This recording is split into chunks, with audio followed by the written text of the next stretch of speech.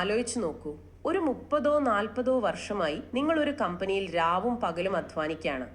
എല്ലാ മാസവും നിങ്ങൾക്ക് കിട്ടുന്ന ശമ്പളത്തിൽ നിന്ന് ഒരു ചെറിയ തുക, അതായത് നിങ്ങളുടെ പെൻഷൻ ഫണ്ടിലേക്ക് കൃത്യമായി പിടിക്കുന്നുണ്ട്.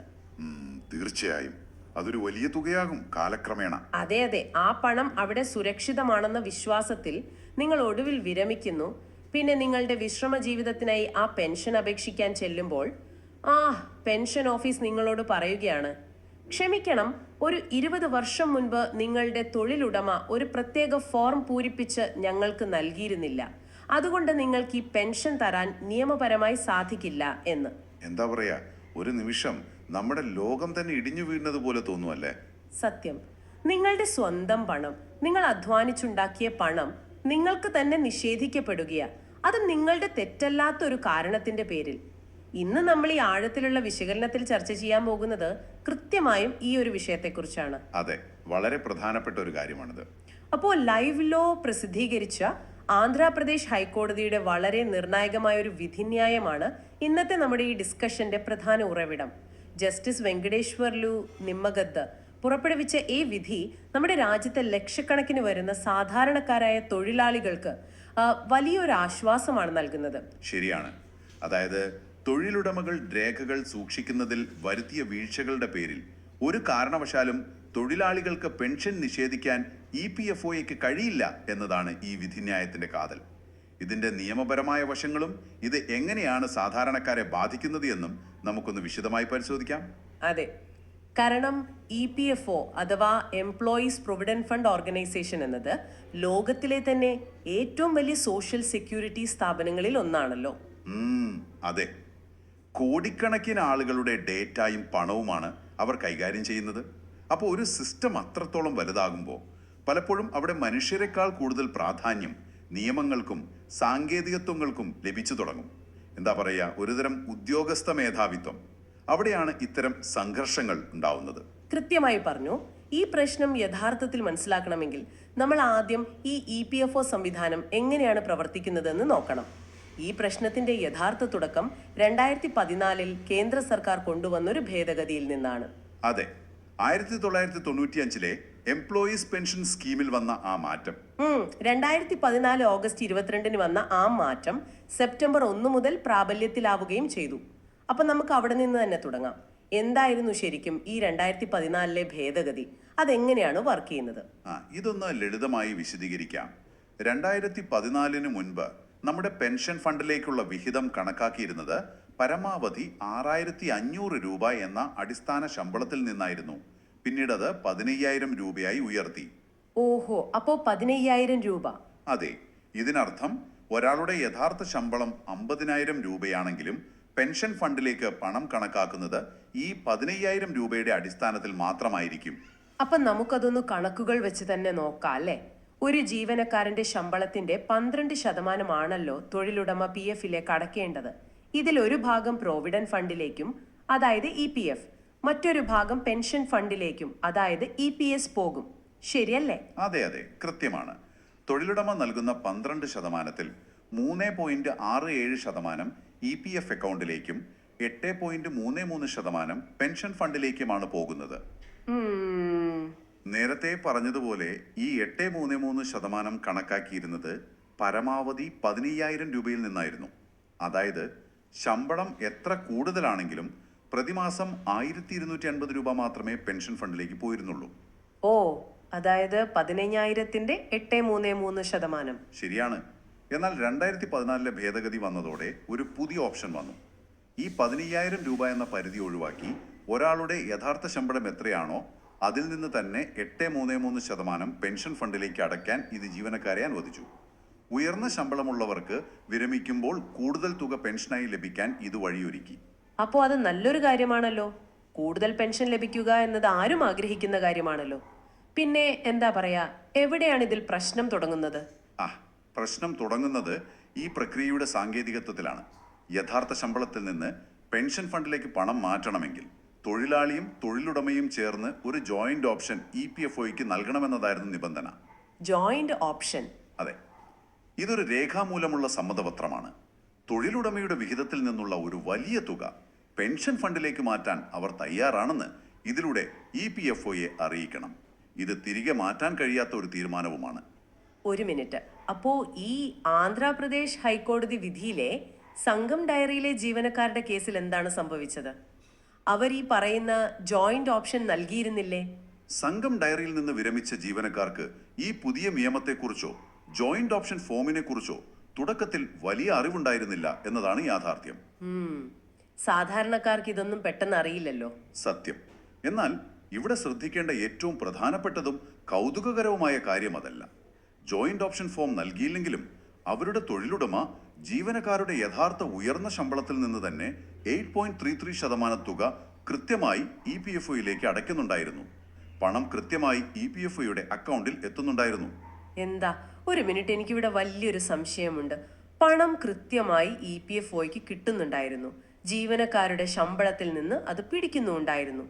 അങ്ങനെയാണെങ്കിൽ പിന്നെ ഒരു കടലാസിലെ ഒപ്പിന്റെ പേരിൽ എന്തിനാണ് അവർ പ്രശ്നമുണ്ടാക്കുന്നത്? അതാണ് ഇവിടുത്തെ വൈരുദ്ധ്യം. അതായത് ഞാനൊരു കടയിൽ ചെന്ന് പണം കൊടുത്തൊരു സാധനം വാങ്ങുമ്പോൾ പണം കിട്ടിയാൽ പിന്നെ കടക്കാരന് ആ പണം എന്റേതാണോ എന്ന് തെളിയിക്കാൻ ഒരു രേഖയുടെ ആവശ്യമില്ലല്ലോ. പണം കിട്ടി, സാധനം കൊടുത്തു, അത്രയല്ലേ ഉള്ളൂ. നമ്മൾ സാധാരണ മനുഷ്യർ ചിന്തിക്കുന്നത് അങ്ങനെയാണ്. എന്നാൽ ഉദ്യോഗസ്ഥ സംവിധാനങ്ങൾ പ്രവർത്തിക്കുന്നത് രേഖകളുടെ അടിസ്ഥാനത്തിലാണ്.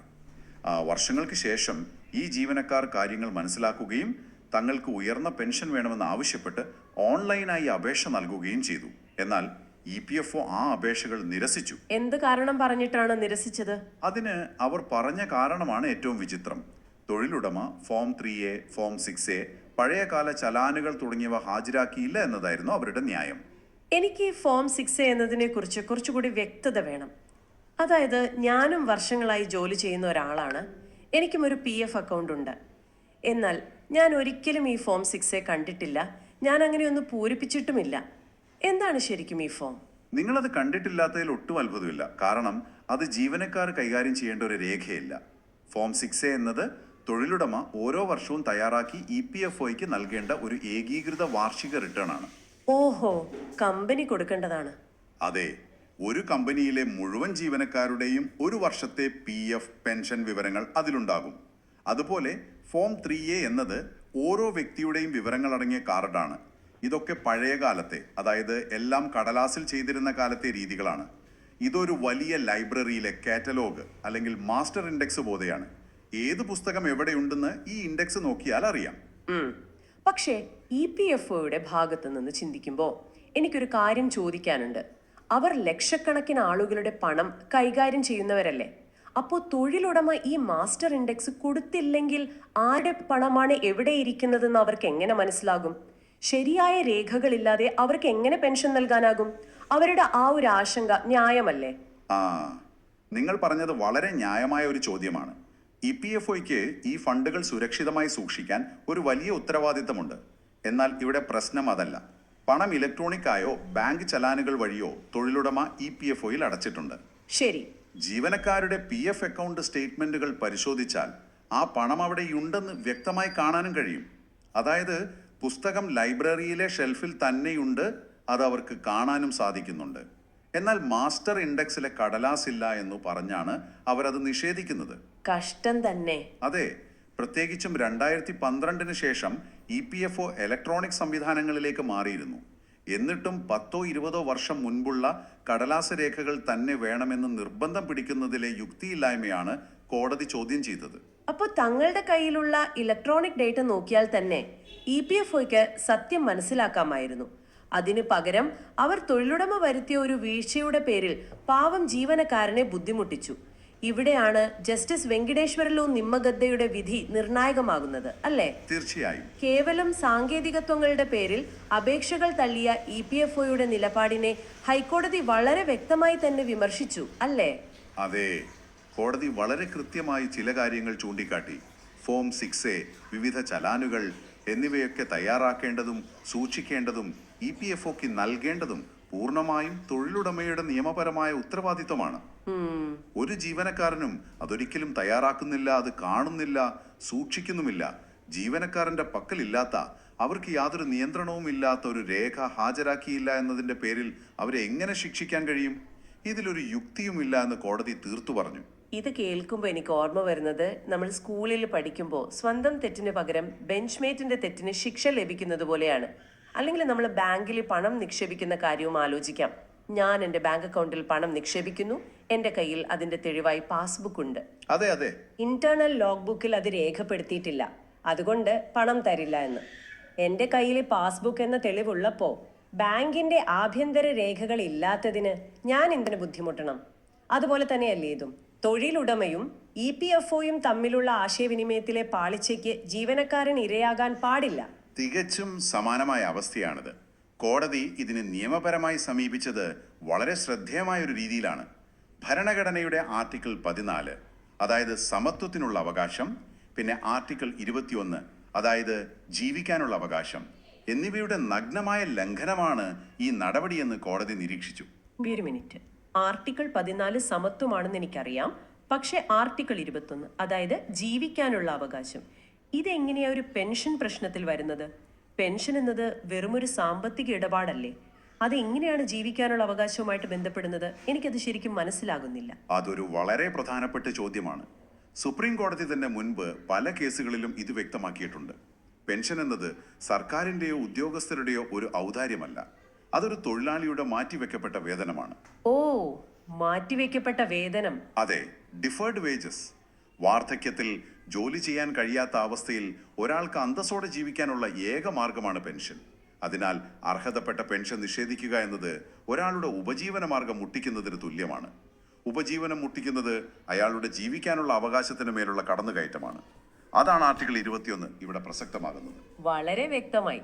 അപ്പോ ഇതൊരു കേവല സാമ്പത്തിക പ്രശ്നമല്ല, ഇതൊരു മനുഷ്യാവകാശ പ്രശ്നമാണ്. കൂടാതെ ഈ വിധിന്യായത്തിൽ കോടതി എംപ്ലോയീസ് പെൻഷൻ സ്കീമിനെ ഒരു സാമൂഹിക ക്ഷേമ നിയമനിർമ്മാണം എന്ന് വിശേഷിപ്പിച്ചിട്ടുണ്ട്. ഒരു നിയമത്തെ അങ്ങനെ വിശേഷിപ്പിക്കുമ്പോൾ അതിന് നിയമപരമായി എന്തെങ്കിലും പ്രത്യേകതയുണ്ടോ? അതെങ്ങനെയാണ് ഈ കേസിൽ തൊഴിലാളികളെ സഹായിക്കുന്നത്? അതിന് വലിയ അർത്ഥമുണ്ട്. നിയമത്തിൽ ഒരു തത്വമുണ്ട്.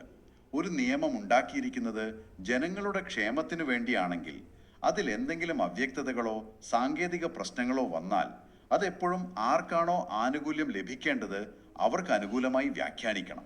അതായത് തൊഴിലാളിക്ക് അനുകൂലമായിട്ട്. അതെ, അല്ലാതെ അവരെ ബുദ്ധിമുട്ടിക്കാൻ വേണ്ടി ആ നിയമത്തെ ഉപയോഗിക്കരുത്.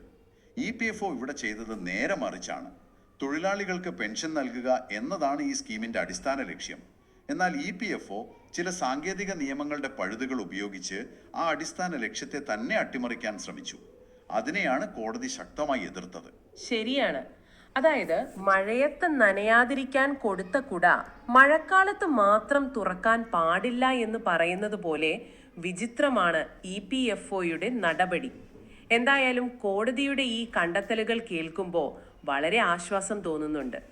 അപ്പോൾ സിദ്ദിനേനി വെങ്കടേശ്വര റാവു ഉൾപ്പെട്ട ഈ കേസിൽ EPFOയ്ക്ക് കോടതി നൽകിയ കൃത്യമായ നിർദ്ദേശങ്ങൾ എന്തൊക്കെയാണെന്ന് നമുക്കൊന്ന് വിശദീകരിക്കാമോ?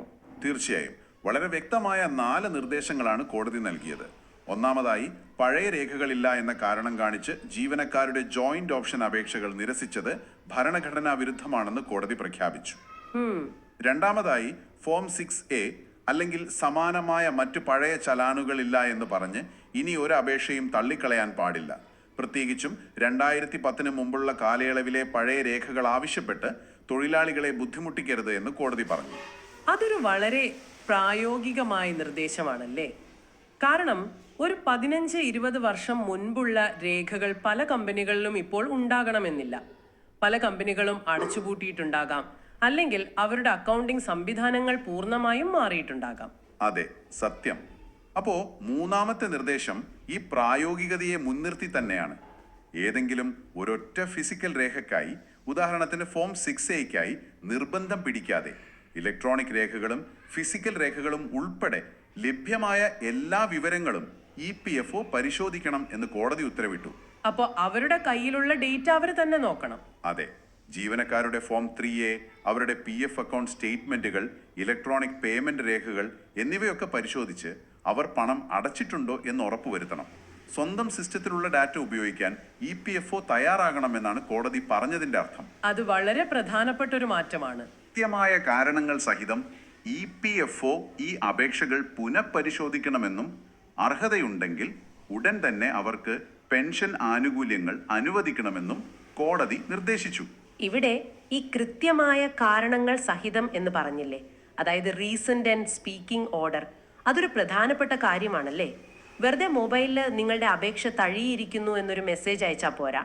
എന്തുകൊണ്ട് തള്ളി, എന്ത് രേഖ പരിശോധിച്ചിട്ടാണ് തള്ളിയത് എന്നൊക്കെ കൃത്യമായി എഴുതി അറിയിക്കണം എന്നല്ലേ ഇതിനർത്ഥം? അതെ, തികച്ചും. ഉദ്യോഗസ്ഥർക്ക് അവരുടെ ഇഷ്ടത്തിന് തീരുമാനമെടുക്കാനുള്ള അവസരമാണ് ഇതിലൂടെ കോടതി ഇല്ലാതാക്കിയത്. ഓരോ അപേക്ഷയും ഗൗരവമായി പരിശോധിച്ച് കൃത്യമായ കാരണങ്ങൾ രേഖപ്പെടുത്തി മാത്രമേ ഇനി തീരുമാനമെടുക്കാൻ കഴിയൂ.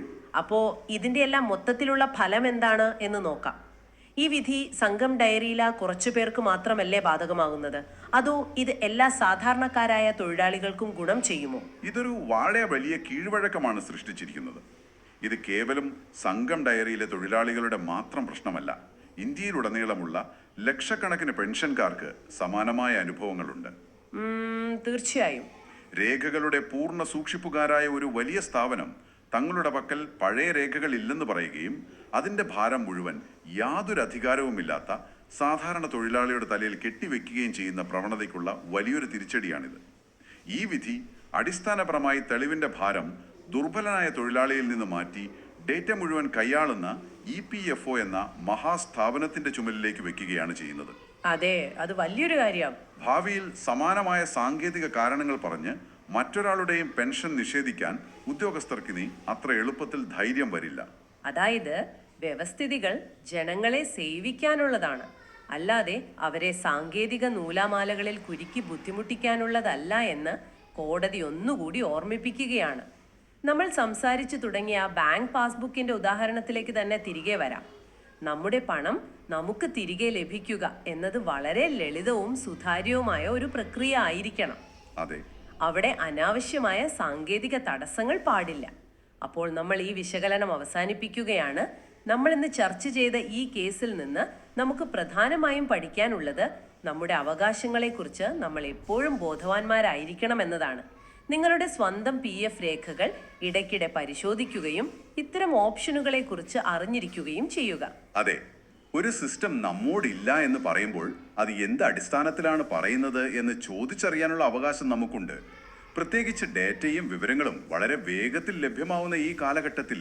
നമ്മൾ ഇന്ന് ഈ ചർച്ച അവസാനിപ്പിക്കുമ്പോൾ നിങ്ങൾക്ക് ചിന്തിക്കാനായി ഒരു കാര്യം ഞാൻ വിട്ടു നൽകുകയാണ്. നമ്മൾ ജീവിക്കുന്നത് വളരെ വലിയ ഡേറ്റകളുടെ ഒരു കാലഘട്ടത്തിലാണ്. നമ്മൾ എവിടെ പോകുന്നു, എന്ത് ഭക്ഷണം കഴിക്കുന്നു എന്നുവരെ നമ്മുടെ മൊബൈൽ ഫോണുകൾക്ക് അറിയാം. നമ്മുടെ വിരൽത്തുമ്പിൽ ലോകത്തെ എല്ലാ വിവരങ്ങളും ഉണ്ട്. സത്യം.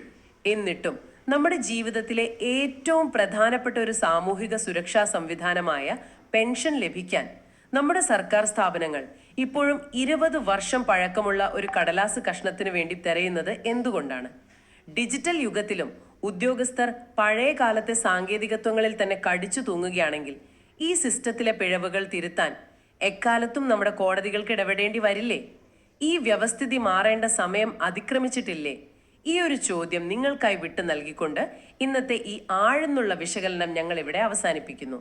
വീണ്ടും മറ്റൊരു വിഷയമായി നമുക്ക് കാണാം.